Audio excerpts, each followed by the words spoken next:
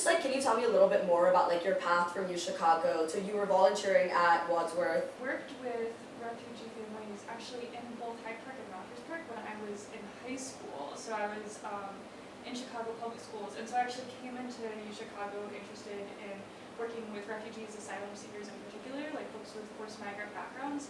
And so I joined a grassroots group when in my senior year of college. It was summer of more like end of junior year, so like April 2023. Okay. And I was working with a group of organizers, some of whom include like the people that you're talking to, so like Dr. Phelps. So Wadsworth is on 64th and University?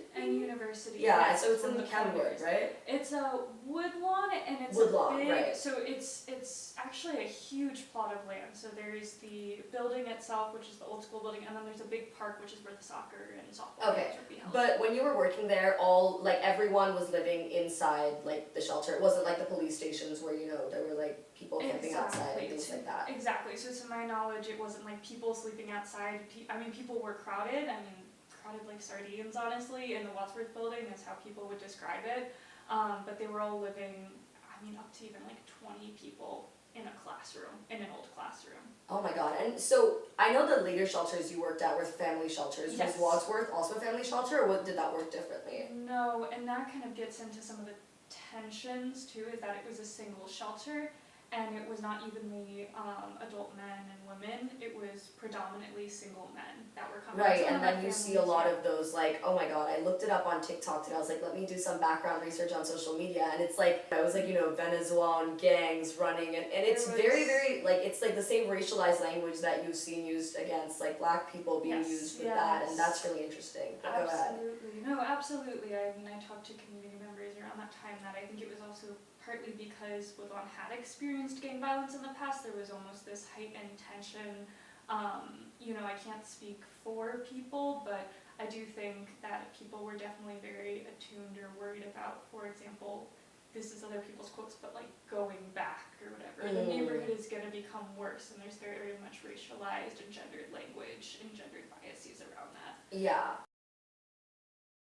After going from Chicago, what was like the change like going to work there? But you kind of had a transition, you were volunteering there, but like what was the change like when you started working full-time in Hyde Park and Midway? And you said Wadsworth closed. Wadsworth closed early May 2024, and that was a very sudden decision, but there had been a lot of community pushback, and so when the announcement was made, I think there was just kind of the response was, okay, well, there has been so much controversy and pushback about this shelter in particular, so it does make sense that the city is choosing to shut down and move people around from that shelter. In terms of the transition, I'm going to be quite honest that for me it was easier to work with families, and you'll probably see this in news media and kind of narratives about the single shelters, but at least me as a young woman working with predominantly men, it was a little bit sometimes stressful. I actually did really enjoy working with kids and working with moms more, but I also want to be very mindful that like single men or men that are separated from their family are also going through a lot, and they're in a lot of pain, and so I do also think that there were definitely different responses based on like, oh, are you working with families or are you working with single men, right? But I will say, kind of as an individual that worked with both, I definitely felt like having more support, having kind of a full team and a full staff at New Life that I could work with to provide resources was a lot better than sort of the patchwork resources grassroots organizers were providing. Right, and you said there were also kind of tensions between the Mexican community and the Venezuelan community. Yes, absolutely, absolutely. I can start by talking about the differences between the two shelters. So Midway, 73rd and Cicero, both were hotels, so both had rooms where 2 to even 3 families were being held, or if it was a large family, it was just one family. And then there was a dining area where families would go. They could only eat within the dining area. So the setup was very similar. There were a couple of differences. One, the Midway shelter was in just a larger hotel building, so there was more privacy for families. When they were eating in the cafeteria, they were separate from like the main lobby area versus the Lakeshore Hotel in Hyde Park, very, very cramped. So families, as soon as you would walk in, you would just hear a lot of noise. Families were kind of eating right next to sort of the lobby and the entrance. And so it felt much more cramped in the Hyde Park shelters. And actually, I can get into this, the Midway shelter close before the Hyde Park shelters, families came from Midway to Hyde Park, and actually I remember talking to a family that I knew at Midway that moved to Hyde Park and said that the conditions were worse at Park because of how cramped it was. The other factor is not just the building, but then the area around the building. So the Midway shelter, it's the southwest side of Chicago, so there's a large Mexican population, and there were just more Spanish resources there, like more kind of language sensitive resources.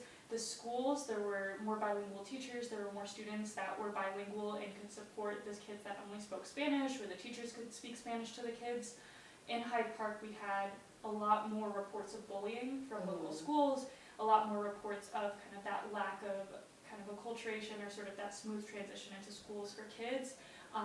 And really, I think it was more isolating because there were more sort of protests against the shelter itself, at least explicit and very loud protests against the shelter. Right, so in that sense, like the kind of political controversy to do with the Wadsworth, like, and different shelters being turned was affecting like their experiences at schools and just generally integrating into the community. Oh, definitely, definitely. And I will say, I think there is a misconception that sort of it was only in, say, the southeast side of Chicago, predominantly African American neighborhoods where there were tensions. There were a lot of tensions between the Mexican community and specifically the Venezuelan community, and there was pushback against the Midway shelter too. I think honestly the Hyde Park shelter was so close to a lot of residential buildings and properties, that's what led people to push back more, sort of like, well, I don't want my property values to go down, or there's a lot of noise, or XYZ. And when you're talking about these shelters closing down, it seems like it didn't happen at once, and it happened kind of one by one, and that's interesting because generally when they do the whole, what is it, the one system initiative? The one system initiative, they brought everybody in, And I know it doesn't happen at once, but that's kind of like so can you tell me a little bit more about the experience of how the closings happened? In terms of the closing process, so there would be an announcement from the city or the state, or in my case working at New Life, I would hear from New Life leaders that, okay, the shelter is going to close approximately around this time. For the Wadsworth shelter, the closing period was like a week or two. It was very quick. Right. When I was working at the Midway and Hyde Park shelters, I think it was about like a 3-week or like month-long closing period. But what they would do, I think, is that they would assign families or individuals like another shelter to go to, and then they would slowly start telling people, okay, this is where you're going to go to, this is when you need to be out of this shelter. And to my knowledge, with the Midway shelter, families weren't, I think, given a means of transportation. They were given an address and they were told, okay, get there. You got to get there. Exactly. A lot of families went from Midway. And I assume they didn't have any say, of course, in where they could go. To my knowledge, no, they did not. The only time I remember a family having say over where they would go was a very interesting case. When I was working at Wadsworth, there was a father who, he was classified as a single man, went to the Wadsworth shelter, and then his wife or his partner and his daughter came to Chicago, and they wanted to be reunited with him. Don't know what happened, don't know if it was an error in the system. His spouse and her daughter ended up in the Wadsworth shelter, which is a single shelter. Oh, wow. So for about a week, I remember going to like Sunday sports, and there was a little baby, and there was all these men, there were all these adults, and there was just this little girl, and she was so cute, but the city or some bureaucrat had made a mistake, and so they did move the entire family to, I think, the Hyde Park shelter at one point. No, that's interesting too, because I mean, you presume that if Wadsworth closes in someone, I guess if they move to the Hyde Park shelter, maybe they could stay in the same school district. Absolutely. But if they move to Midway, it would be different. But then it's like at the same time, maybe they don't want to stay in the same school district because there is this big thing about a lack of resources, especially in these. There was a map that we're trying to look at, like with CPS data, like the number of schools or like the areas in which they had less than 20 EL learners or EL students in the 2021 school year, but now they have more, and it's traveling hours to kind of get support there because these are the people they know. This is like where they set the roots down, and that kind of like,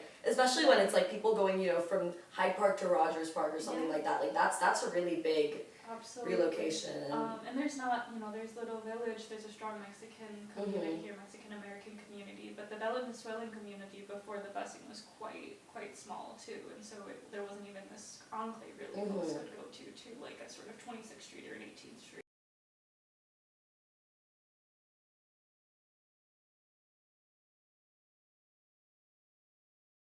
kind of just talking a little bit more broadly, like I wanted to ask you a little bit more about your direct experience first, but just talking a little bit more broadly, what do you think, like just based on what people have said to you, anecdotal evidence, that's fine, like what are the kind of biggest anxieties and concerns you saw among the families you worked with? I think a lot of families, right, there's the day-to-day of being stuck in a cycle of poverty. And I knew some families that, or one family in particular I'm thinking of, that left the Midway shelter, got a room, you know, a shared room, which was 2 parents and 2 kids. They were all in a room together, and then they returned back to the Midway shelter actually a couple months later. And you could just kind of see, I mean, I remember the first time seeing the woman, and just she just looked defeated. I mean, there's, you know, it's hard to make ends meet, right? You're traveling kind of in a city that you don't know, you know, you're traveling your kids to school, but then you also have to be with your kids at all times in the shelter when they're in the shelter with you. So a lot of parents were trying to get work but didn't have the childcare support necessary. So there was no like childcare within the shelters? No, that's the thing, is that occasionally there would be childcare, like if staff members were running some sort of program, like there would be classes. I think Hydro might have talked about it. He like actually taught like English and music classes, so there would be a staff member helping with the kids, but there was not a designated kind of caretaker or babysitter for the kids. And I mean, I see that even at my work at Kobler, is that without childcare, parents are their options are super limited. Of course. So there's that, and then even I kept in touch with a couple of families that moved out of the shelter, is that then you see families move into apartments with terrible conditions as well. And so I've heard families say, you know, this is as bad as what I was facing in Venezuela as well, because you're gonna have they have like exploitative landlords that know that the families are scared to speak out, and so you will see that too. So we're talking about how the shelters didn't close at once, and it was kind of and some were more sudden than others, some were shorter. We talked about how families didn't really have a say in where they were relocated for the most part. So the overall change was 27 shelters to 3 shelters, and this was like a local initiative. I think it was, you know, under Brandon Johnson. Yes, it was. And the idea was also to really unify, like, you know, shelters for homeless Chicagoans or longer term residents with that of like newer migrants. And overall, from your experience, do you feel like, for both yourself, like in terms of working there, like how that affected you, but also like the families, like, do you think that helped their experience? Do you think that helped community relations at all? This is such a tricky question. I think that the intent behind the system was like overall good, and that there was a lot of frustration when Operation Lone Star happened and people were being temporarily housed, that there were inequalities and inequities between the legacy homeless shelter system and the new migrant shelter system. We've talked about the conditions really being bad in migrant shelters. Still, I mean, even the fact that people were getting like supports, like at first I think it was 6 months and then 3 months rent, like there were a lot of comparisons made between, okay, how are we treating Chicago's legacy homeless population?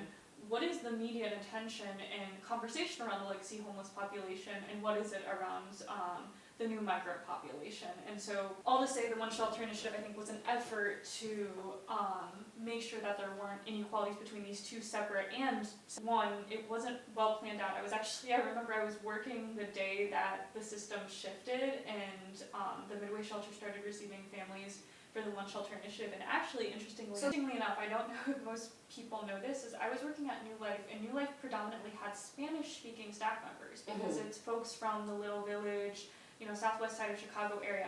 And so actually there was a problem in the shelter with having enough English speakers. Oh, really? So I would be one of maybe like 3 people that could like speak English sometimes at a given shift. And so there would actually be a lot of miscommunication, and you would have people that were, you know, homeless American families that actually were very overwhelmed in the system because they felt like they couldn't communicate with the staff there, which I feel like is the opposite problem a lot of times, where you have that's really interesting. People like in schools that are trying to speak Spanish, you have kids that are facing language barriers because everybody's speaking English. But actually, at the very beginning of the One Shelter Initiative, the Midway shelter, I remember there weren't enough English speakers, which is, so I just want to let you know that that was something that was not thought through, but I don't even think You've been working in the shelter system for a while at that point. Yes. But before I move on from that, I'm just curious, when you were working there, were you affected by like the 60-day limit on shelters, and were you like familiar with that? Yes, I was familiar with it. I remember when it was first implemented, I think like when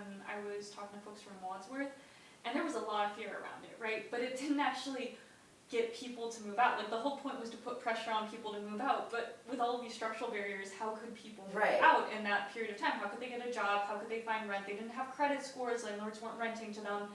And so you would have a lot of people just applying for extensions, and the city Right. would do kind of like extensions for people. So people would just end up getting moved to different shelters. Right, so they wouldn't necessarily stay in the same shelter. Not always, right. yeah, exactly. I don't remember, I think some folks would, but some folks were just moved around, Right. and so that just made things worse. Like, they couldn't get on their feet because, oh, you stayed the 60-day limit, you're gonna go to a different Right. shelter, you've gotta go back to the landing zone, like that kind of stuff. It was, terrible policy, it was not thought through well, and it did not reflect the realities of resettling in Chicago, absolutely. You wanna integrate systems, you wanna streamline services, but also people do have very different needs, and in terms of everybody is traumatized in different ways too, right? There's different language needs, there's different things people need or supports people need to get back on their feet, and so I also think that the one shelter system in theory was good. In practice, there should have been specialized case management teams to specifically respond to different traumas and issues and questions. Moms, I primarily worked with mothers because those were the parents that were in the shelters with their kids, and they were showing up to these sort of info sessions that my team and I would organize with different community organizations. They were showing up to these workshops, they were showing up to English classes, kind of really, really, I think, trying to build community and really trying to be sort of informed about what's going on within the city. And I don't want to make this a whole oh, they're pulling themselves up by their bootstraps, but it just, I think universally, motherhood is sometimes the most resilient act of humanity. And when you think about the kind of journey that they've made to get here, it's just genuinely unthinkable. Oh, and to do that with a baby, and I don't know if for you there were any patterns about was it mostly mothers with younger kids, or was it just completely arranged? It was arranged, but mostly I remember the younger kids, and that also might be because the teenagers were usually at school or they were working. But I want to say, there were moms that were pregnant in the shelter too, right? These day-to-day things are these small things that I'm constantly in awe of people too. In these family systems, do you think at least in the family dynamics you observed, they were supportive and because compared to the single shelter, do you feel like it was there were more rituals and support networks and things like that? I did. Oh my gosh, the moms were really tight. You could definitely tell there were cliques of moms, but there were moms that knew each other really well. Actually, the families that I'm thinking of, there were, I think it was, I want to say 5 or 6 families that all moved into this multi-unit house. They were moving in together. They were roommates. They all knew each other. They were. You could tell who they were besties. And then there were some families you didn't see as often. Actually, with shelter dynamics too, there were some, I think, single men that actually would pair up with women and their kids and form a family unit because the men didn't want to go to single shelters. Oh. This is something I heard kind of through talking to other coworkers, and I think I saw it kind of once with a family dynamic myself, but I don't know too much about it. But then this guy is also looking to, number of different things, right? But it's all these little details that I'm just I feel like somebody could write so a bazillion books of just,